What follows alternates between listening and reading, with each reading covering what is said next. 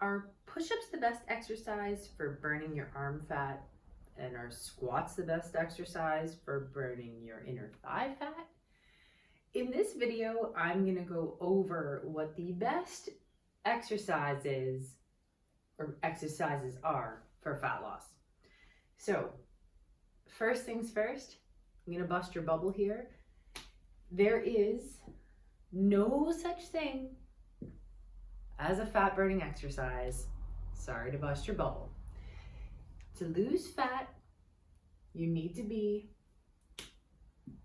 in a calorie deficit. So that just means that you are consuming or intaking less calories than what your body requires in a day. To lose fat, it doesn't matter where from, you need to be in a calorie deficit. There are no such thing as spot reducing exercises. So a squat will build strength in your legs, will build muscle in your legs, but squatting is not going to burn fat from your legs. The same as doing push-ups is not going to burn fat from your arms. You're going to build muscle, which will eventually help with fat loss, but by doing push-ups, you're not burning away arm fat. You can't choose where your fat comes from. Your overall calorie deficit will help you to reduce total body fat, but where it comes from, that's up to genetics. So, secondly, I want to go over what the best exercises are for fat loss. Resistance training definitely trumps cardio when it comes to fat loss. So I'm not saying you shouldn't do cardio, but prioritizing your resistance training, your weight training, will help you to build muscle, which if you look at the bigger picture, the grand scheme of things, the more muscle you have, the better your body's ability to metabolize food and burn extra calories. So basically, like, the more muscle you have, the more food you can eat. Really, your body's gonna have a better ability to burn calories and utilize them for fuel. So getting in resistance training 3 to 4 times a week is optimal. You don't have to be in the gym for more than 60 minutes, is going to help your fat loss journey tremendously. So having said that, cardio is important. We need it to maintain a healthy heart, and it feels good. It's a good way to boost endorphins, which is going to lead me to my third point.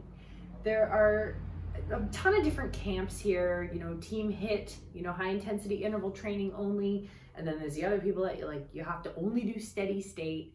And I'm here to tell you that do what you like. Do which one you like the best. When it comes to HIIT training, so this is interval style training. So think sprinting, like hill sprints, or going for sprints on a treadmill in 30-second bursts followed by 30-second rest. These are really short, intense workouts.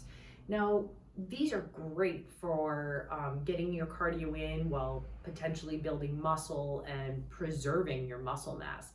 And there is a slight afterburn effect that comes the days after or the day after doing the HIIT, but it is pretty minimal. Now, HIIT training is great, but you don't want to be doing that every single day because it can actually interfere with your muscle recovery from your resistance training. So HIIT is good, but you don't want to do a ton of it. Low intensity steady state cardio would be like walking or just maintaining that steady state on the elliptical or swimming. And why this is beneficial is because it's free to do. You can just go outside and go for a walk. It's enjoyable, it's not strenuous, it's something easy for beginners to start with. It's something really easy to maintain. It's a good way to build endurance. If you start somewhere, you may be able to beat your time or go a little bit farther. So it's a great way to measure progress. So the bottom line is, don't overdo HIIT training. If that's your jam, HIIT training is great, but don't do too much of it. Keep it to 2 times a week, especially if you're weight training 3 to 4 times a week. Low intensity steady state, you could technically do daily. You do not have to overdo the cardio. 30 minutes is great, 60 minutes if you like it. You don't want to overdo it because it can actually be detrimental. If you think about it, the more cardio you do, if you're depending on cardio to get yourself into that calorie deficit, you're actually going to be a lot hungrier, because the more you move, the more calories you're burning, the more hungrier you're going to be, and the chances of you overeating and blowing your calorie deficit is going to be a lot greater. So you want to make sure to do it in moderation. Low intensity, again, great way to just keep moving and not overdo it. So my last point here, I'm going to go over something called NEAT. This is non-exercise activity thermogenesis. So what NEAT is basically all of your activity that is non-exercise related. So this makes up 63% of your day. So these are little things like fidgeting, like what I'm doing right now. This is neat. It's pretty neat, huh? So fidgeting, going for walks, dancing around your house, gardening, cooking, cleaning, chores, playing with your kids. These add up. These little movements, they add up. Your body requires calories. You burn calories doing these exercises, these non-exercise exercises. Again, it takes up 63% of your day. If you think of a HIIT workout, what's that, like 2% of your day? It's not very much. So this adds up because it's what you do most that matters. So you can actually really help your fat loss journey by just getting up and moving more. I really like wearing a Fitbit, which funny enough, I'm not wearing today, but it encourages me to get my steps up. 10,000 steps a day is a great starting point, 8 to 10,000.